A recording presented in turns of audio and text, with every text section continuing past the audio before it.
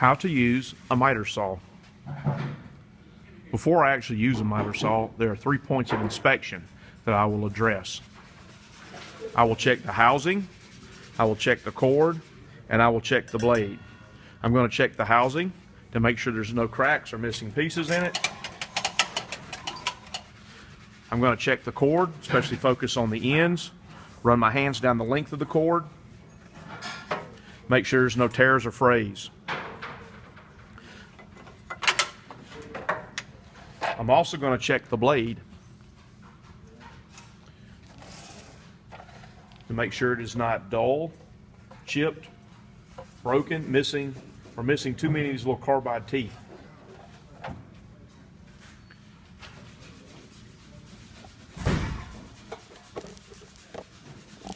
Now I'm ready to use it. I'm going to start by ensuring I have my PP on, my glasses, my pants and my shoes. Make sure it's unplugged. Trigger lock's not engaged. Just flip the trigger a couple times. Piece of material I want to cut on. I'm going to make a cut for a 1 foot piece. Take my tape measure and make a mark on either side of the 1 foot mark. Unlike skill saw and a jigsaw recip saw, you do not have to draw a square line across with a speed square in order to properly use a miter saw. It actually locks in place at the angle, in this sense, no angle, or any desired angle you want to use. If I was going to cut at a miter, I would not put my mark in the middle of the board. I'd put my mark on one end of the board. And if I got ready to cut, I'd end up with a cut in that direction.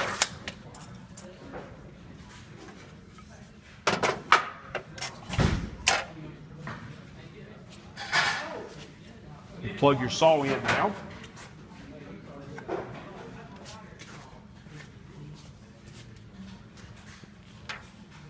When using a miter saw, you need to really focus on making sure your material is flat and up against the fence.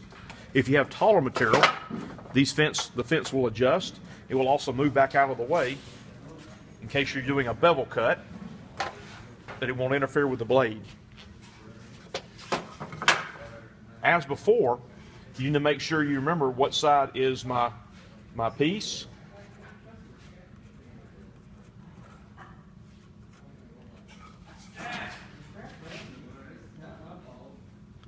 So there's the mark where I want to cut the 1 foot board. This is my waist side. So when I do the cut, I'm going to cut down that side of the line. The blade is barely going to touch the line and take it out, because I want to just stop as accurately as I can on this 1 foot. Because in the workshop, we get a tolerance of plus or minus 1/8 inch. That means you can be 1/8 short of 1 foot, or you can be 1/8 long of 1 foot. The actual thickness of the blade that you use is 1/8. I'm going to bring the blade down, use my left hand to move the piece of wood back and forth, align it with the mark where I want to cut. Then I'm going to secure it with my left hand. I'm going to bring the blade up. I'm going to pull and hold the trigger till the motor comes up to speed. Then I'm going to actually pull. I usually pull it forward just slightly. Start all the way down, and as I cut, once I cut all the way down into the kerf tray here, then I'll push the blade back and complete all the way through.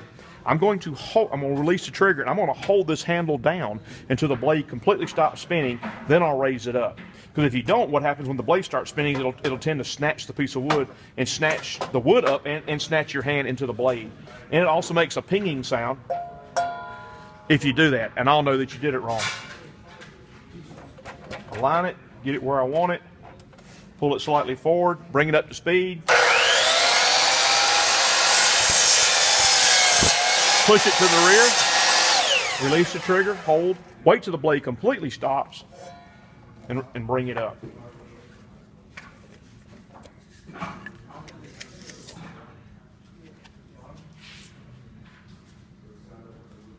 And you can see that this piece is dead on 1 foot or 12 inches.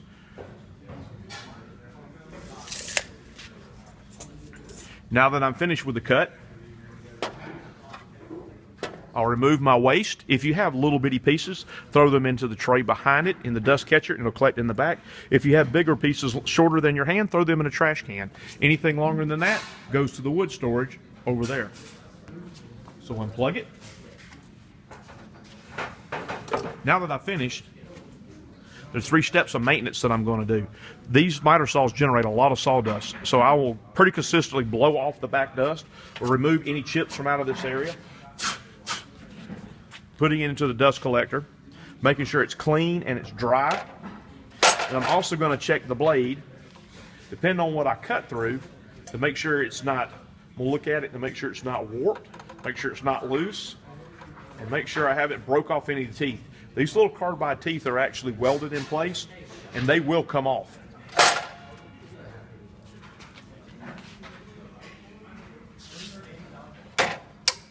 Put it down in travel lock, slide it forward. Take my cord, wrap it around the motor, and secure the loose end. This is how to use a miter saw. Now I want you to video yourself going through all the processes. Show me doing a cut at 1 foot on a 2x4. Then show me your accuracy with a tape measure. Upload that back to Google Classroom with the safety and inspection and maintenance points.